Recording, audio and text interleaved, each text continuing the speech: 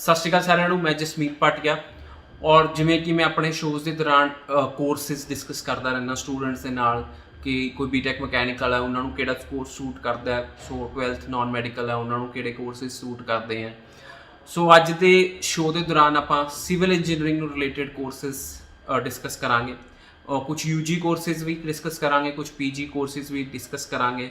ਸੋ ਜਿਹੜੇ students +2 non medical ਹੈ they can take up the undergraduate courses and ਜਿਹੜੇ students post graduate BTech civil ਹੈਗੇ ਆ they can take up those post graduate civil engineering courses and ਤੁਸੀਂ I feel ਕਿ ਸਾਨੂੰ knowledge ਨਹੀਂ ਹੁੰਦੀ ਕਈ ਵਾਰੀ ਅਸੀਂ ਜਦੋਂ ਅਪਲਾਈ ਕਰਦੇ ਹਾਂ।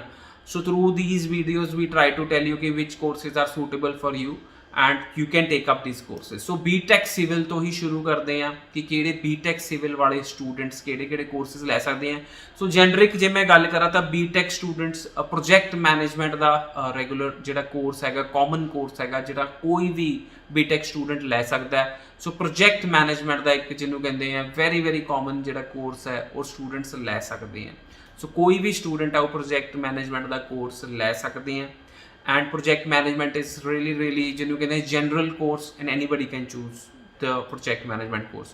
so ਅੱਜ ਦੇ ਵੀਡੀਓ 'ਚ ਹੋਰ ਕਲੈਰਿਟੀ ਕਰਾਂਗੇ, ਪਰ ਉਸ ਤੋਂ ਪਹਿਲਾਂ kindly subscribe to our channel which will get you more information and if you feel the information is right which we share with you then kindly share this information with everybody so that ਕਿ ਜਿਹੜੀ correct information ਹੈ ਉਹ ਸਭ ਤੱਕ ਪਹੁੰਚ ਸਕੇ।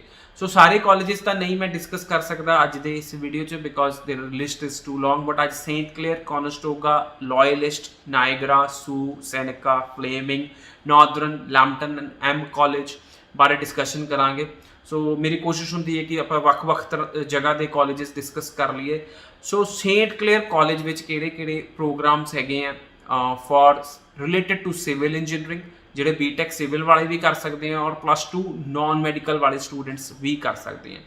ਸੋ architectural technology, project management, construction engineering management and construction project management, ਇਹ 4 courses Saint Clair colleges ਹੈਗੇ ਆ ਜਿਹੜੇ ਤੁਸੀਂ ਲੈ ਸਕਦੇ ਹੋ। And Saint Clair college the PG ਔਰ UG ਦੀ ਜਿਹੜੀ ਰਿਕੁਆਇਰਮੈਂਟ ਹੈ ਉਹ ਓਵਰਆਲ 6 ਬੈਂਡ ਹੈ। ਤੁਸੀਂ ਓਵਰਆਲ 6 ਬੈਂਡਸ ਨਾਲ ਸੇਂਟ ਕਲੇਅਰ ਕਾਲਜ 'ਚ ਅਪਲਾਈ ਕਰ ਸਕਦੇ ਹੋ। ਵਿੰਡਸਰ ਬਹੁਤ ਸੋਹਣਾ ਸ਼ਹਿਰ ਹੈ, ਬਾਰਡਰ ਤੇ ਡੈਟਰੋਇਟ ਦੇ ਬਾਰਡਰ ਤੇ ਹੈਗਾ, US ਉਸ ਸਾਈਡ ਦਿਸਦਾ ਰਿਵਰ ਦੇ ਔਰ ਇਸ ਸਾਈਡ ਵਿੰਡਸਰ ਹੈਗਾ।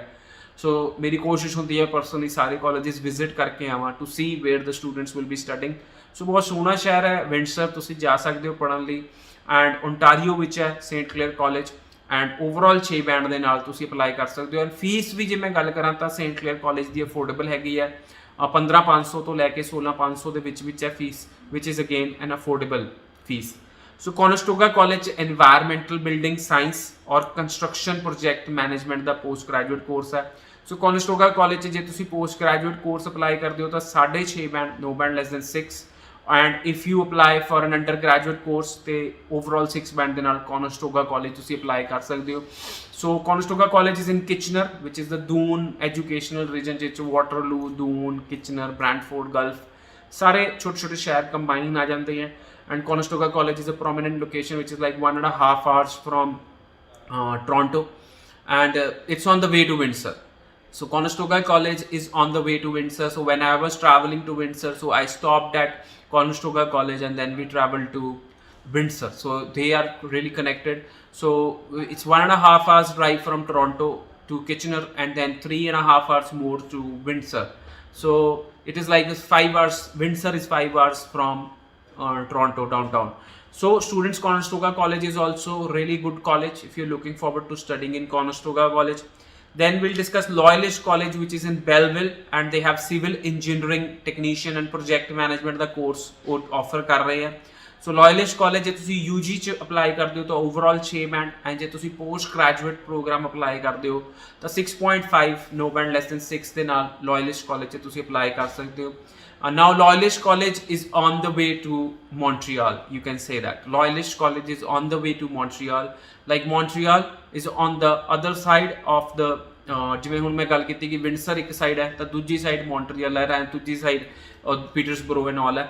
ਸੋ ਮੌਂਟਰੀਅਲ ਜਦੋਂ ਅਸੀਂ ਟਰੈਵਲ ਕਰਦੇ ਹਾਂ ਤਾਂ road connectivity is good, so you can travel from Toronto to Montreal within 5 to 6 hours। So on the way to Montreal you can find Kingston जिथे St Lawrence College हैगा, you can find Durham College, Oshawa, and then you can find Loyalist College, Belleville.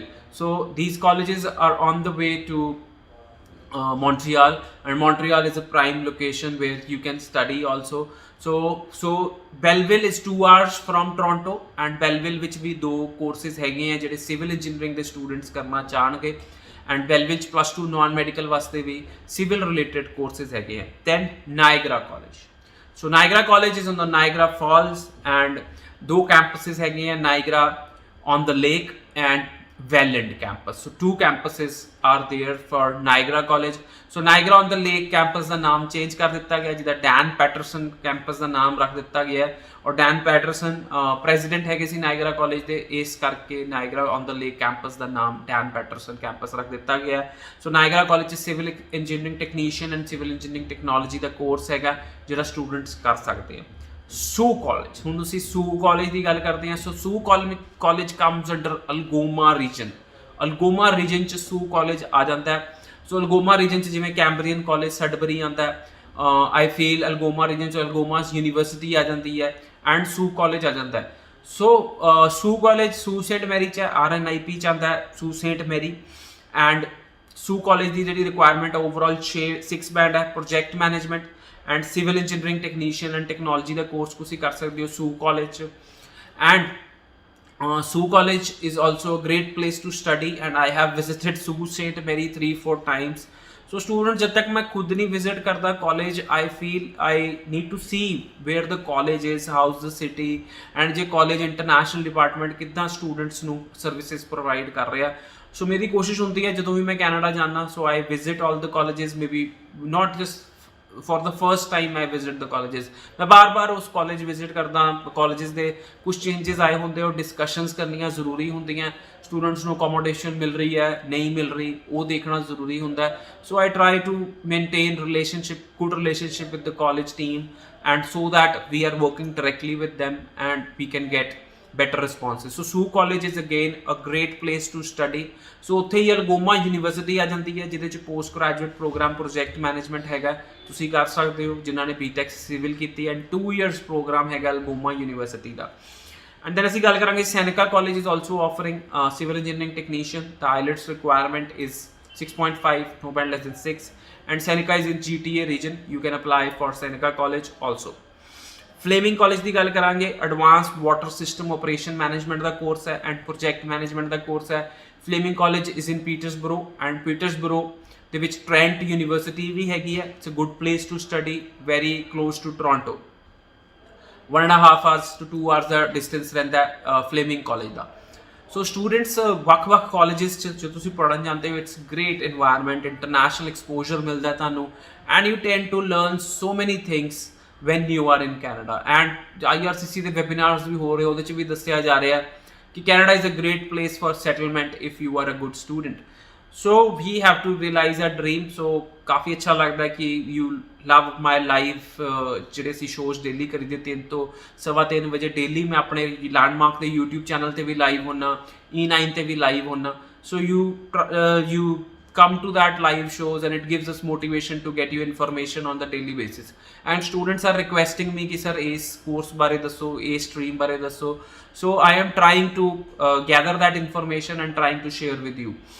So फिर ਅਸੀਂ ਗੱਲ ਕਰਾਂਗੇ Northern College ਦੀ, ਜਿੱਥੇ water and waste water system operations the program ਹੈਗਾ. Northern College is in Timmins, ਜਿੱਥੇ gold minus ਬਹੁਤ ਜ਼ਿਆਦੀਆਂ ਹੈਗੀਆਂ, ਐਂਡ ਮੈਨੂੰ ਨਹੀਂ ਲੱਗਦਾ ਕਿ ਕੋਈ ਵੀ, ਬਹੁਤ ਘੱਟ ਕੰਸਲਟੈਂਟ ਹੁੰਦੇ ਆ ਕਿ ਟਿਮਿਨਸ ਜਾ ਕੇ ਆਣ. So I have visited Timmins also.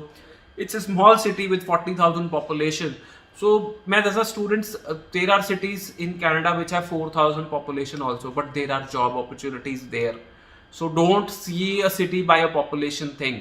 So you can go get a job and you can really stay there, and it is really peaceful because ਜਦੋਂ ਤੁਸੀਂ ਆਪਣੇ ਘਰ ਤੋਂ ਕਾਲਜ ਜਾਂਦੇ ਹੋ, so it is less distance, and ਤੁਸੀਂ ਆਪਣੇ college ਤੋਂ ਘਰ ਜਾਂਦੇ ਹੋ, ਇਟ ਇਜ਼ ਲੈਸ ਡਿਸਟੈਂਸ. ਤੁਸੀਂ ਕੰਮ ਤੇ ਜਾਂਦੇ ਹੋ, ਘੱਟ ਟਾਈਮ ਲੱਗਦਾ. ਤੁਸੀਂ ਕੰਮ ਤੋਂ ਘਰ ਆਉਂਦੇ ਹੋ, ਘੱਟ ਟਾਈਮ ਲੱਗਦਾ. whereas in big cities you tend to spend lot of time traveling, which indeed you can use it for studying, for working part time, or for enjoying you can use those time. So ਛੋਟੇ cities ਵਿੱਚ ਕੁਝ student ਬਹੁਤ ਜ਼ਿਆਦਾ ਖੁਸ਼ ਹੁੰਦੇ ਆ, ਪਰ ਕੁਝ ਸਟੂਡੈਂਟਸ ਦਾ ਮਾਈਂਡ ਸੈਟਅਪ ਹੁੰਦਾ ਕਿ ਉਹਨਾਂ ਨੇ ਵੱਡੇ ਸ਼ਹਿਰਾਂ 'ਚ ਜਾਣਾ। So it is your preference way you want to go.